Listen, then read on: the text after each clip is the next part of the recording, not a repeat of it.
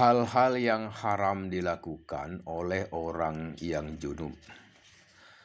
Berikut ini merupakan hal-hal yang haram dilakukan oleh orang yang junub. 1. Salat. 2. Tawaf. Dua hal ini telah dijelaskan di dalam pembahasan hal-hal yang mewajibkan wudhu.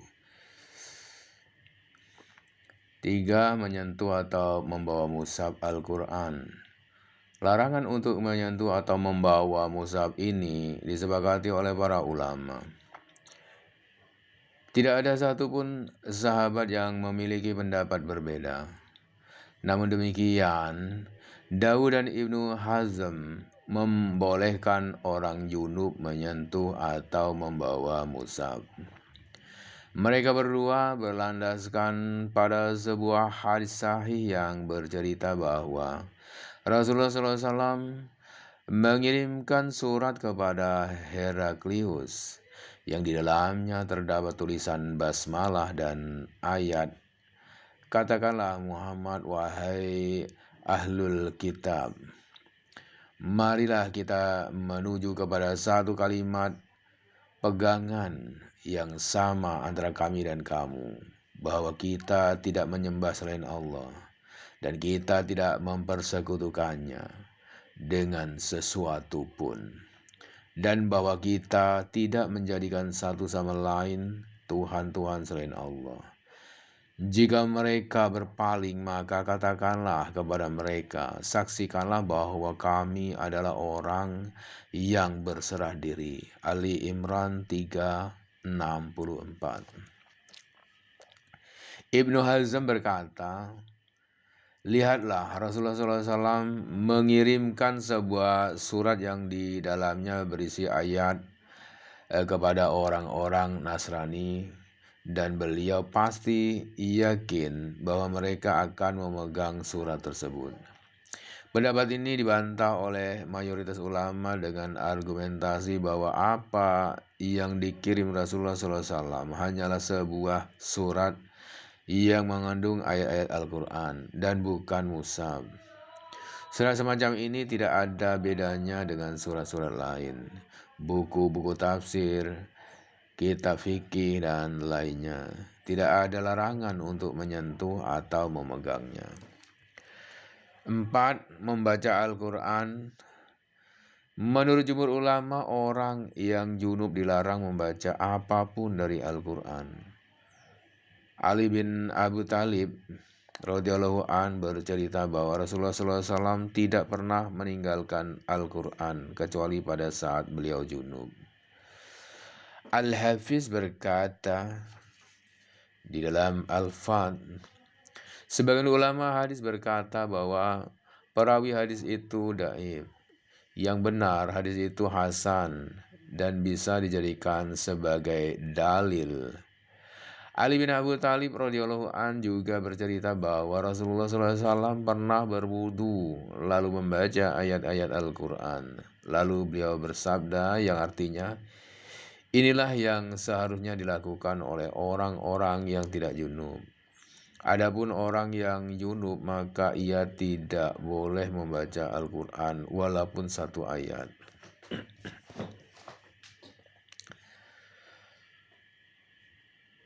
Haythami berkata, para perawi hadis ini bisa dipercaya. Syaukani berkata, jika hadis ini sahih, maka ia bisa dijadikan dalil larangan membaca Al-Quran bagi orang yang junub. Adapun hadis pertama, ia tidak mengandung larangan sebab hanya bercerita bahwa Rasulullah SAW meninggalkan bacaan Al-Quran pada saat junub. Hal ini tidak bisa dijadikan landasan untuk sebuah imbauan agar tidak melaksanakan karahah, apalagi sebagai sebuah larangan. Bukhari, Tabrani, Dawud, dan Ibnu Hazm memperbolehkan orang yang junub untuk membaca Al-Quran. Bukhari berkata, kata Ibrahim, tidak apa-apa seorang yang sedang haid membaca Al-Quran. Ibnu Abbas juga tidak mempermasalahkan orang junub yang membaca Al-Quran. Rasulullah senantiasa menyebut asma Allah di setiap saat. Mengomentari hal ini, Al-Hafiz berkata, menurut Bukhari, tidak ada satupun hadis yang sahih dalam hal ini, yakni larangan bagi orang yang sedang junub dan haid membaca Al-Quran. Meskipun hadis-hadis yang menerangkan hal ini bagi sebagian orang bisa dijadikan dalil, tetapi pada hakikatnya kebanyakan dari hadis tersebut masih mengandung penafsiran-penafsiran. 5. Berdiam diri di dalam masjid. Orang yang sedang junub dilarang berdiam diri di dalam masjid. Aisyah radhiyallahu anha bercerita bahwa ketika Rasulullah SAW datang ke Madinah, rumah-rumah para sahabat berada di sekeliling masjid dan menghadap masjid. Beliau bersabda yang artinya, alihkan arah rumah-rumah ini dari masjid. Ketika Rasulullah SAW kembali ke rumah beliau, para sahabat tidak melakukan apa-apa. Mereka mengharap beliau akan memberikan dispensasi bagi mereka. Rasulullah kembali menemui mereka dan bersabda yang artinya, alihkan arah rumah-rumah ini dari masjid. Aku tidak membolehkan orang yang haid atau junub berada di dalam masjid. Ummu Salamah radhiyallahu an juga bercerita bahwa Rasulullah SAW memasuki halaman Masjid Nabawi dan berkata yang artinya, sesungguhnya masjid tidak boleh didiami oleh orang yang haid, tidak juga orang yang junub. Dua hadis di atas menjelaskan larangan berdiam diri di dalam masjid bagi orang yang haid dan orang yang junub. Namun demikian, diperbolehkan bagi mereka untuk sekedar melewatinya. Allah SWT berfirman yang artinya, wahai orang yang beriman, janganlah kamu mendekati salat ketika kamu dalam keadaan mabuk sampai kamu sadar apa yang kamu ucapkan. Dan janganlah pula kamu hampiri masjid ketika kamu dalam keadaan junub, kecuali sekadar melewati jalan saja sebelum kamu mandi atau mandi junub. An-Nisa 4:43. Jabir radhiyallahu an berkata, salah seorang di antara kami melewati masjid ketika ia sedang junub. Pendapat ini diriwayatkan oleh Ibnu Abi Syaibah dan Sa'id bin Mansur di dalam As-Sunan. Ibnu Munzir bercerita bahwa Zaid bin Aslam berkata, para sahabat Nabi biasa berjalan di dalam masjid pada saat mereka sedang junub. Yazid bin Abi Habib bercerita bahwa rumah-rumah orang-orang Ansor menghadap masjid. Jika mereka junub, lalu tidak ada air, maka tidak ada jalan lain kecuali melewati masjid. Allah SWT kemudian berfirman yang artinya, dan jangan pula kamu hampiri masjid ketika kamu dalam keadaan junub, kecuali hal itu sekadar melewati jalan saja. An-Nisa 4:43.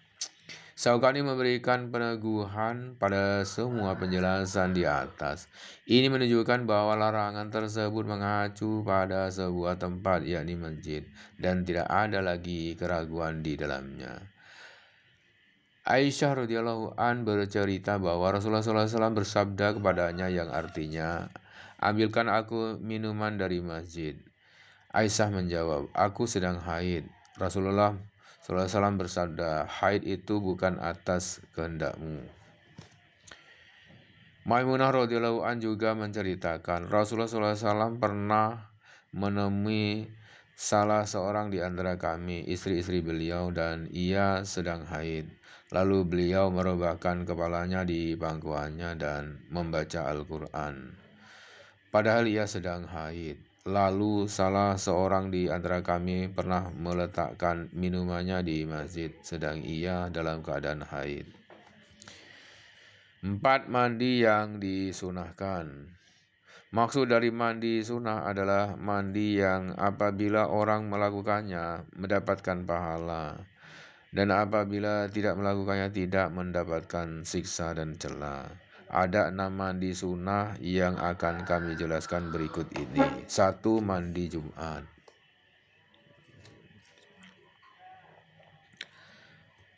Karena hari Jumat adalah hari pertemuan besar untuk melaksanakan salat dan ibadah, maka Allah memberikan perintah untuk mandi agar kaum muslimin berada dalam keadaan yang paling baik di dalam pertemuan mereka, bersih dan suci. Abi Sa'id radhiyallahu an bercerita bahwa Rasulullah SAW bersabda, yang artinya mandi pada hari Jumat adalah wajib bagi orang yang mimpi basah. Begitu juga dengan siwak, dan dianjurkan juga untuk memakai wewangian jika ia mampu. Yang dimaksud dengan orang yang mimpi basah di dalam hadis di atas adalah orang yang telah balik. Sedangkan kata wajib di atas bermakna sangat dianjurkan. Lihat apa yang diriwayatkan oleh Bukhari dari Ibnu Umar. Suatu waktu Umar bin Khattab radhiyallahu an tengah berdiri memberikan khotbah. Tiba-tiba datang seseorang dari kaum muhajirin awal, pengikut setia Rasulullah SAW. Umar memanggilnya dan berkata, "Sudah jam berapa sekarang?" Lelaki itu berkata, "Aku sibuk, aku lupa tidak segera pulang hingga aku mendengar suara azan. Jadi, aku pun segera berwudu." Umar berkata, "Dan kamu hanya berwudu? Bukankah Rasulullah SAW memerintahkan agar mandi juga?" Syafi'i berkata, ketika Utsman tidak meninggalkan salat hanya karena tidak mandi, dan Umar tidak memaksanya keluar dan mandi terlebih dahulu, maka dari sini dapat diketahui bahwa mereka berdua tahu mandi pada hari Jumat adalah pilihan sunnah. Abu Hurairah radhiyallahu an juga bercerita bahwa Rasulullah SAW bersabda yang artinya, barang siapa yang berwudu lalu ia menyempurnakan wudunya, kemudian pergi melaksanakan salat Jumat, mendengarkan khotbah dan bersikap tenang, maka dosanya antara Jumat dan Jumat berikutnya diampuni, ditambah lagi dengan 3 hari tambahan. Untuk semakin meneguhkan bahwa mandi Jumat adalah sunnah, Qurtubi berkata, menyebutkan wudhu sekaligus dengan pahala-pahala yang menyertainya, menunjukkan bahwa dengan wudhu saja itu sudah cukup. Di dalam At-Talqis, Ibnu Hajar berkata, hadis di atas adalah dalil paling sahih yang menunjukkan bahwa mandi Jumat tidaklah wajib, dan meneguhkan bahwa itu adalah sunnah. Sebab tanpa mandi pun tidak akan ada kesalahan atau keburukan yang bisa terjadi. Jika seseorang yang tidak mandi Jumat mengganggu jamaah lainnya, misalnya dengan bau badan yang tidak sedap atau lainnya, maka mandi menjadi wajib hukumnya. Tidak boleh tidak mengerjakannya. Ada sebagian orang yang berkata mandi Jumat adalah wajib, meski tidak akan mendatangkan dosa jika tidak melakukannya. Kelompok ini mendasarkan diri pada hadis Abu Hurairah radhiyallahu an. Rasulullah SAW bersabda yang artinya adalah kebenaran bagi seorang muslim untuk mandi sehari dalam seminggu, membasuh kepala dan seluruh badannya. Mereka memaknai hadis yang menerangkan mandi Jumat secara literal dan tidak menerima hadis yang bertentangan dengannya. Masa dianjurkannya mandi Jumat bermula dari terbitnya matahari hingga salat Jumat tiba, meskipun waktu yang paling dianjurkan adalah saat seorang sudah mau berangkat ke masjid. Jika seseorang berhadas setelah ia mandi, maka cukup baginya berwudu. Astram bercerita bahwa Ahmad pernah ditanya tentang seseorang yang mandi lalu berhadas. Apakah boleh baginya berwudu saja? Ahmad menjawab, "Iya, aku tidak mengetahui hadis yang lebih bagus daripada riwayat Ibnu Abza." Ahmad kemudian menceritakan apa yang diriwayatkan oleh Ibnu Abi Syaibah dengan sanad yang sahih. Diceritakan bahwa Ibnu Abza pernah mandi pada hari Jumat, kemudian berhadas, lalu berwudu dan ia tidak mandi lagi. Masa sunnah mandi Jumat berakhir ketika salat Jumat sudah dilakukan. Jika orang mandi setelah salat Jumat, maka ia tidak lagi mendapatkan pahala sunnah, dan ia tidak termasuk golongan orang yang melakukan mandi Jumat.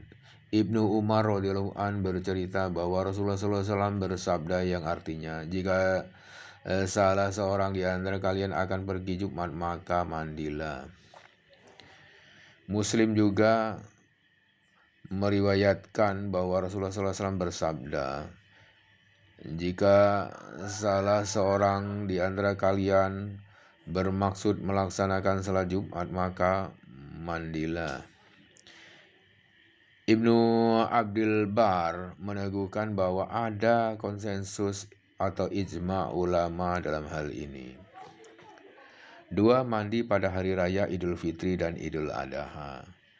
Para ulama bersepakat bahwa mandi pada hari raya Idul Fitri dan Idul Adha adalah sunnah, meskipun tidak ada satupun hadis sahih yang menjelaskan hal tersebut.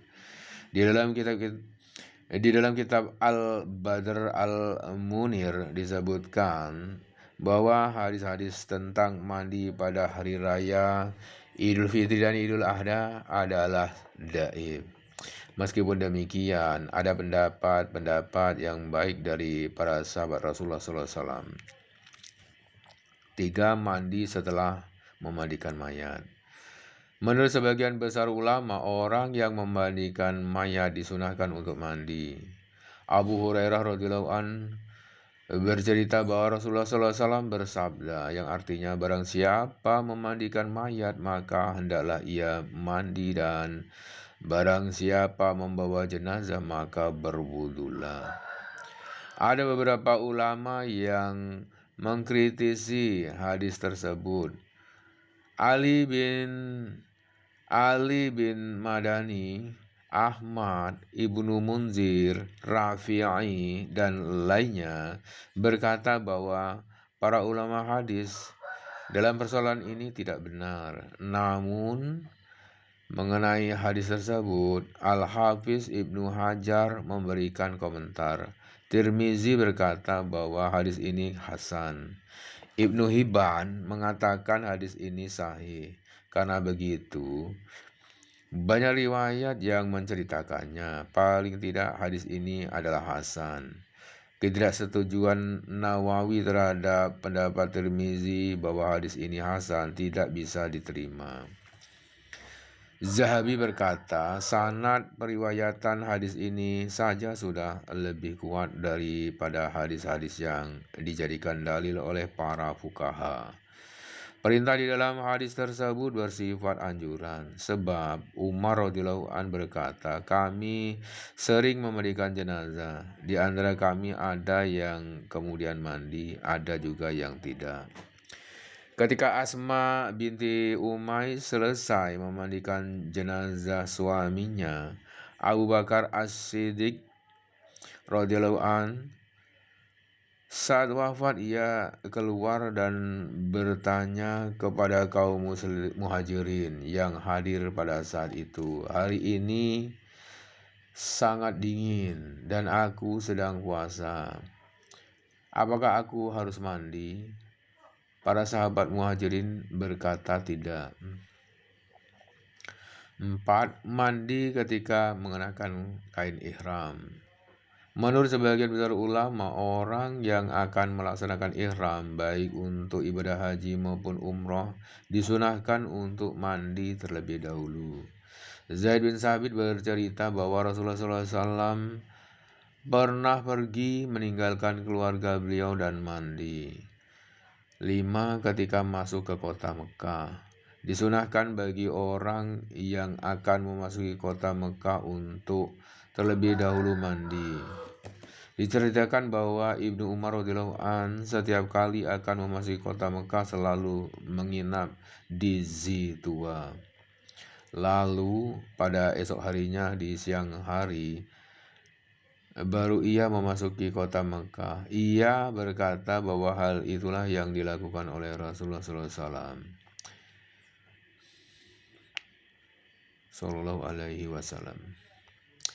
Ibnu Munzir berkata, mandi pada saat akan memasuki kota Mekah adalah sunnah. Hal ini disepakati oleh sebagian besar ulama, dan orang yang tidak melakukannya tidak usah membayar denda. Sebagian ulama menyatakan bahwa orang yang tidak mandi cukup menggantinya dengan berwudu. 6. Ketika wukuf di Arafah. Orang yang akan melaksanakan wukuf di Arafah disunahkan untuk mandi terlebih dahulu. Malik bercerita bahwa Abdullah bin Umar radhiyallahu an mandi terlebih dahulu saat akan melaksanakan ihram ketika akan memasuki kota Mekah dan pada saat wukuf di Arafah. 5. Rukun-rukun mandi. Mandi yang sesuai dengan aturan syariat minimal harus memenuhi 2 hal berikut ini. 1. Niat. Niat adalah esensi yang membedakan sebuah praktik ibadah dengan kebiasaan adat.